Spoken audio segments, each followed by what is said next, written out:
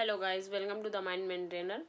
CrPC के important sections के keywords को हम लोग देख रहे थे, जिसमें हमारा ये 19th पार्ट है, जिसमें देखिए हम लोगों को देखना था 310 धारा 310 स्थानीय निरीक्षण हो सकेगा। 311 बात कर रहा है आवश्यक साक्षी को समन करने या उपस्थित व्यक्ति को परीक्षा करने की शक्ति के बारे में है।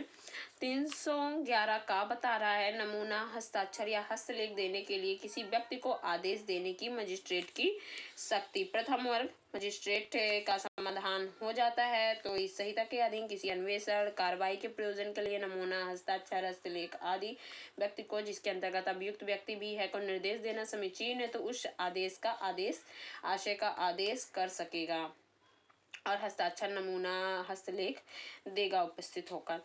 फिर बात कर रहा है 313 अभियुक्त की परीक्षा करने की शक्ति होगी। और फिर कह रहा है 314 मौखिक बहस और बहस का ज्ञापन। 315 बात कर रहा है अभियुक्त व्यक्ति का सक्षम साक्षी होना। अभियुक्त व्यक्ति का सक्षम साक्षी होना। नेक्स्ट बात कर रहा है 316 प्रकटन उत्प्रेरित करने के लिए किसी असर का काम में न लाया जाना। 317 है कुछ मामलों में अभियुक्त की अनुपस्थिति में जांच और विचारण किए जाने के लिए उपबंध। 318 बात कर रहा है प्रक्रिया, जहां अभियुक्त कार्यवाही नहीं समझता है तो वहां पे प्रक्रिया।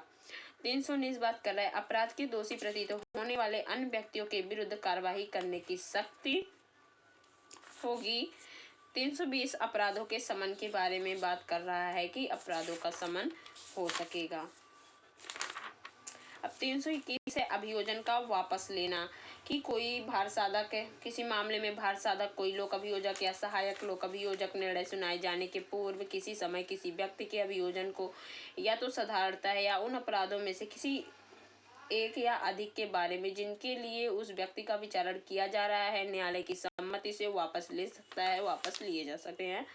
बात करते हैं 322 की, जिन मामलों का निपटारा मजिस्ट्रेट नहीं कर सकता है तो उनमें प्रक्रिया तो वो सुपुर्द कर दिया जाएगा, मुख्य न्यायिक मजिस्ट्रेट के द्वारा किया जाएगा। 323 है प्रक्रिया, जब जांच या विचारण के प्रारंभ होने के पश्चात मजिस्ट्रेट को पता चलता है कि मामले को सुपुर्द किया जाना है, सेशन न्यायालय द्वारा किया जा सकेगा न्यायालय को। 324 बात कर रहा है सिक्के स्टाम्प विधि या संपत्ति के विरुद्ध अपराधों के लिए पूर्व दोषसिद्ध व्यक्तियों का विचारण। 325 है प्रक्रिया, जब मजिस्ट्रेट पर्याप्त कठोर दंड का आदेश नहीं दे सकता है तो 10 वर्ष से कम की सजा होगी। 326 बात कर रहा है भागता या न्यायिक मजिस्ट्रेट, भागता या न्यायाधीश या मजिस्ट्रेट द्वारा और भागता दूसरे न्यायाधीश या मजिस्ट्रेट द्वारा अभिलिखित साक्ष्य पर दोष सिद्धिया की या सुपुर्दगी। नेक्स्ट बात कर रहा है 327 न्यायालयों का खुला रहना, निर्णय खुले न्यायालय में सुनाया जाएगा। फिर बात करते हैं अध्याय 25 की 338 की। 338 बात कर रहा है अभियुक्त के पागल होने की दशा में प्रक्रिया कि उसके रिलेटिव को सिविल सर्जन या अधिकारी साक्ष्य के रूप परीक्षा करेगा और लेखबद्ध करेगा। यदि सिविल सर्जन अभियुक्त को विकृत चित्त का होना पाता है तो ऐसे व्यक्ति को मनोचिकित्सक के चिकित्सीय मनोवैज्ञानिक के पास देख रेख इलाज या स्थिति का अनुमान करने के लिए निर्दिष्ट कर सकता है। फिर है इस पे 339 है नातेदार या मित्र की देखरेख के लिए पागल का सौंपा जाना, कि उसके देखरेख के लिए मित्र या नातेदार को सौंपा जाएगा। अध्याय 26 है न्याय प्रशासन पर प्रभाव डालने वाले अपराधों के बारे में उपबंध है।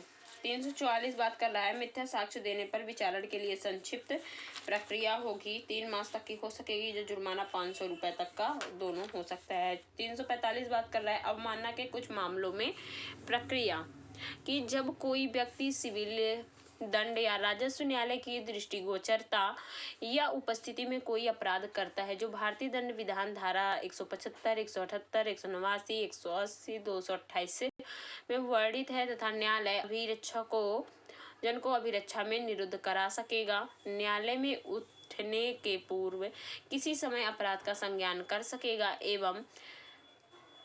एवं अपराधी को यह कारण दर्शित करने का कि उसे इस धारा के अधीन क्यों न दंडित किया जाए, युक्त अवसर देने के पश्चात उसे 200 रुपए तक के जुर्माने या जुर्माने के भुगतान में चूक किए जाने पर 1 माह का कारावास जो सादा होगा दंडित कर सकेगा। धारा की प्रयोज्यता के लिए दो तथ्य आवश्यक हैं का अवमान संबंधी कारित कोई अपराध ऐसा हो जो भारतीय दंड विधान की धारा 175, 178, 189, 180, 228 में आता है एवं खा है एथा भी ऐसा अपराध सिविल दंड या राजस्व न्यायालय की दृष्टिगोचरता अथवा उपस्थिति में किया गया हो। न्यायालय प्रत्येक मामले में तथ्य जिनसे अपराध बनता है अपराधी द्वारा किए गए कथन सहित तथा निष्कर्ष और दंडादेश भी अभिलिखित करेगा। फिर है 348 बात कर रहा है माफी मांगने पर अपराधी का उन्मोचन किया जाएगा। 349 है उत्तर देने या दस्तावेज पेश करने से इनकार करने वाले व्यक्ति को कारावास या उसकी सुपुर्दगी की जा सकेगी लेखबद्ध करके।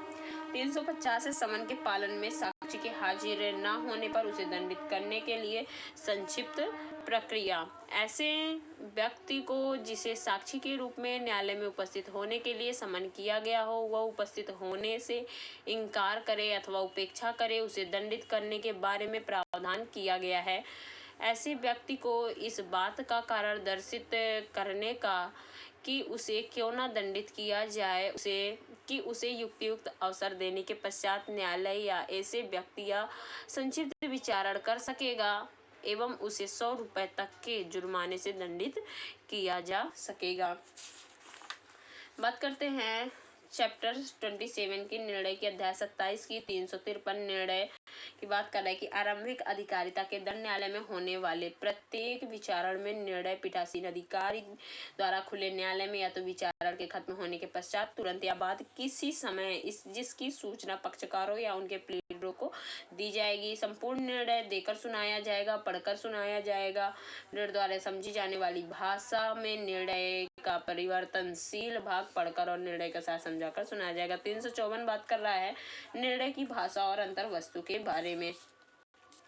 फिर है सब क्लॉज 5 कह रहा है इसका कि जब किसी व्यक्ति को मृत्यु का दंडादेश दिया जाता है तो वह दंडादेश या निर्देश देगा कि उसे गर्दन में फांसी लगाकर तब तक लटकाया जाए जब तक उसकी मृत्यु ना हो जाए। बात करते हैं 357 की बात कर रहा है प्रतिकर देने का आदेश। फिर है 357 का पीड़ित प्रतिकर योजना की बात कर रहा है। 358 है निराधार गिरफ्तार करवाए गए व्यक्तियों को प्रतिकर के लिए 1000 रुपए से अधिक इतना प्रतिकर जितना मजिस्ट्रेट ठीक समझे गिरफ्तार कराने वाले व्यक्ति द्वारा दिया जाएगा। 359 बात कर रहा है असंज्ञेय मामलों खर्चा देने के लिए आदेश 30 दिन से अधिक की अवधि के लिए सादा कारावास भोगेगा और खर्च के अंतर्गत आदेशी का फीस साक्षियों और प्लीडरों को फीस की बाबत किए गए कोई व्यय भी हो सकेंगे जिन्हें न्यायालय उचित समझे। 360 बात कर रहा है सदाचरण की परिवीक्षा पर या भर्त्सना के पश्चात छोड़ जाने का आदेश। यह धारा अपराधियों को परिवीक्षा या भर्त्सना पर छोड़े जाने के बारे में प्रावधान करती है। जब कोई व्यक्ति जो 21 वर्ष से अधिक आयु का है 7 वर्ष तक के कारावास से दंडनीय अपराध के लिए दोषी सिद्ध किया जाता है अथवा जब कोई व्यक्ति जो 21 वर्ष से कम आयु का है और कोई महिला जो ऐसे अपराध के लिए जो मृत्यु या आजीवन कारावास से दंडनीय नहीं है दोषी सिद्ध की जाती है।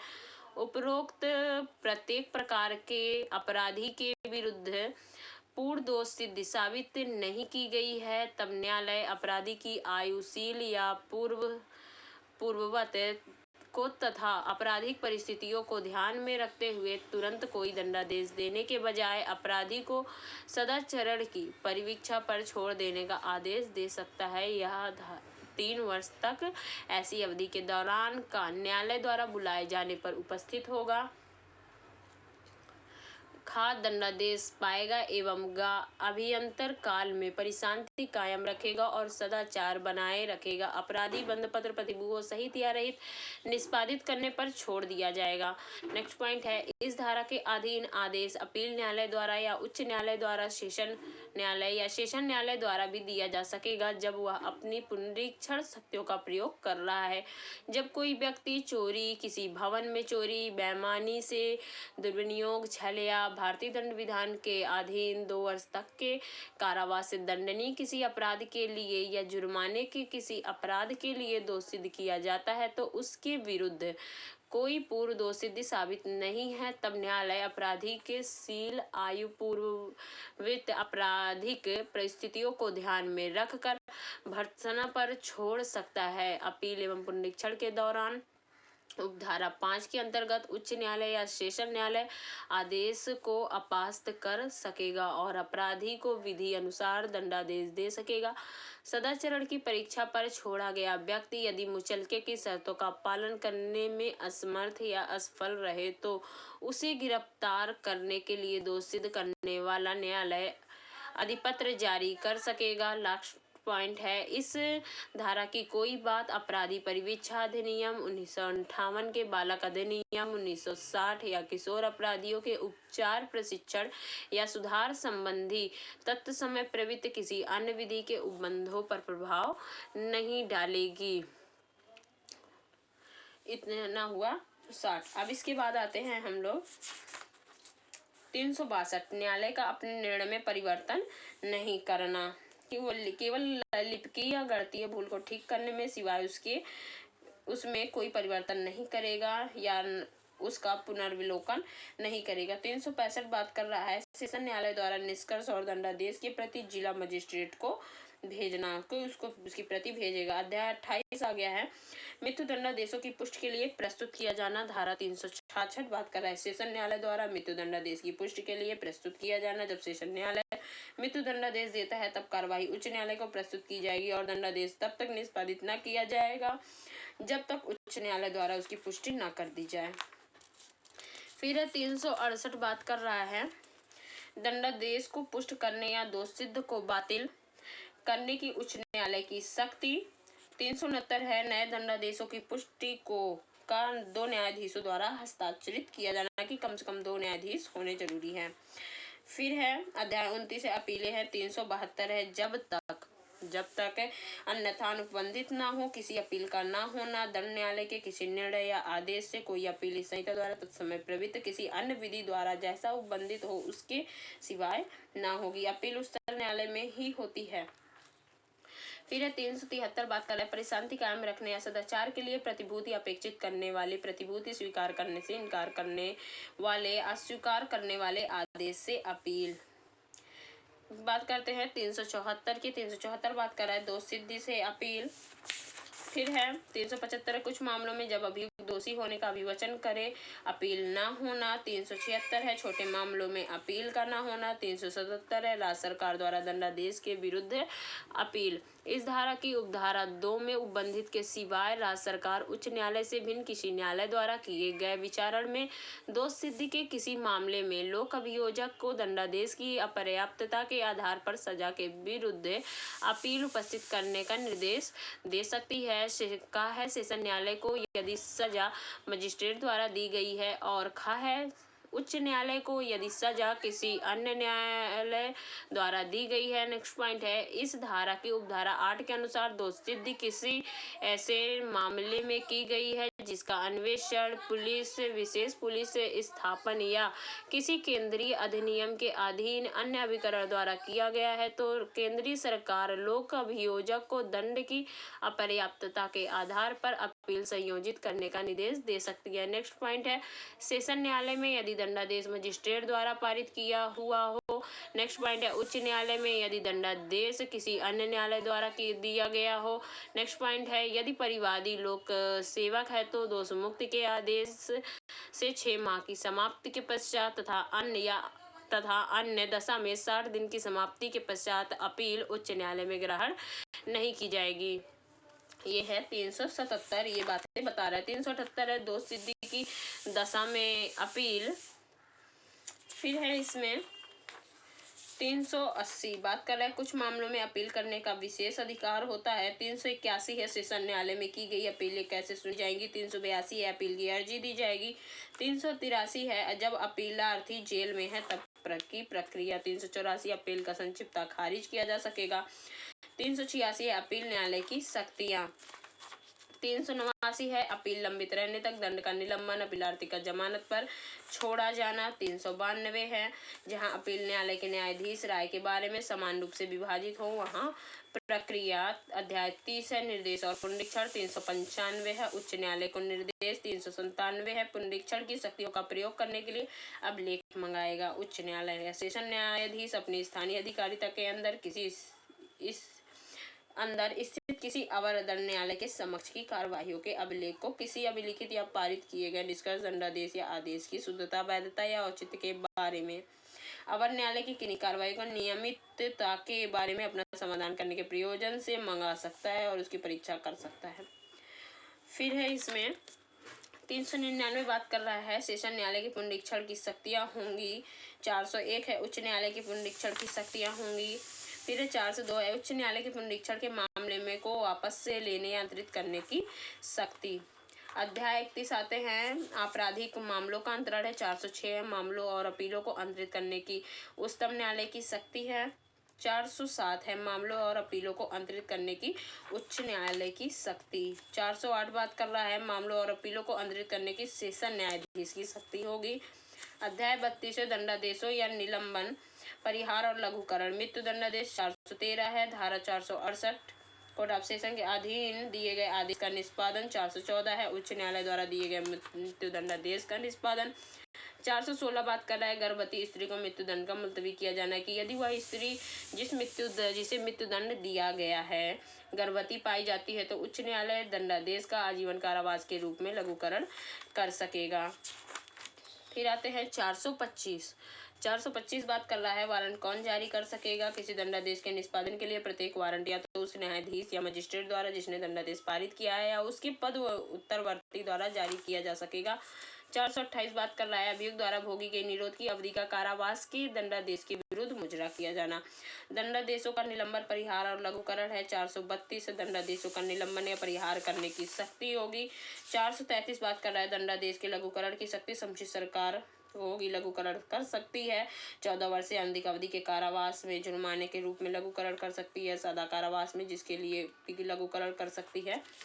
अध्याय 33 जमानत और बंध पत्र के बारे में उपबंध। 436 बात कर रहा है किन मामलों में जमानत ली जाएगी कि जब कोई व्यक्ति जमानती अपराध के अंतर्गत आने वाले निम्न एवं सामान्य प्रकृति का कोई अपराध कारित करता है तो उसे न्यायालय के समक्ष प्रस्तुत किया जाता है तो न्यायालय उसे जमानत पर अथवा प्रतिभूत रहित बंधपत्र पर छोड़े जाने का आदेश दे सकता है। पुलिस थाने के बाहर साधक अधिकारी भी जमानती अपराध की दशा में अपनी अभिरक्षा में लिए गए अभियुक्त को जमानत पर छोड़ सकता है यदि पुलिस अधिकारी या न्यायालय ठीक समझता है कि ऐसा व्यक्ति निर्धन है और प्रतिभूति भरने में असमर्थ है तो ऐसे व्यक्ति से जमानत के बजाय अपने समक्ष हाजिर होने के लिए प्रतिभूति रहित बंधपत्र निष्पादित करने पर छोड़ देगा।